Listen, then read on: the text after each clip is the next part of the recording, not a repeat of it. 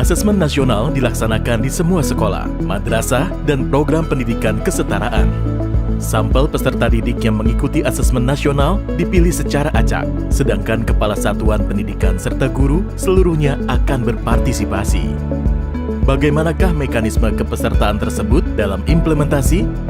Peserta didik akan mengerjakan 4 instrumen: asesmen literasi membaca, survei karakter, asesmen numerasi, serta survei lingkungan belajar.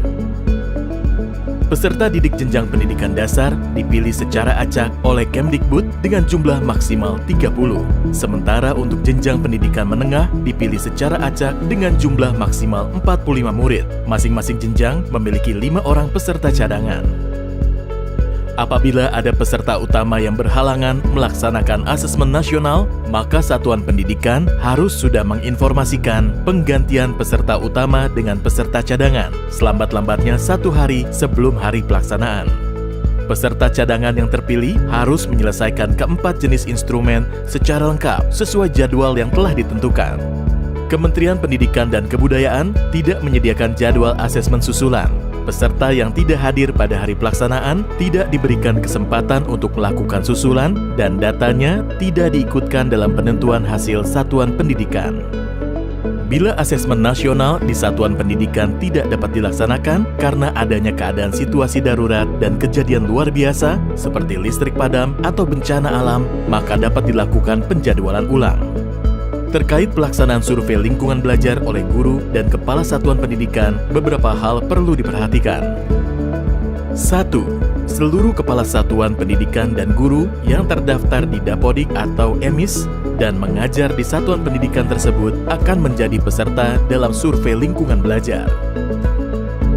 2. Pengisian survei lingkungan belajar untuk kepala satuan pendidikan dan guru dilakukan secara mandiri tanpa pengawasan dan diberikan waktu selama 4 hari.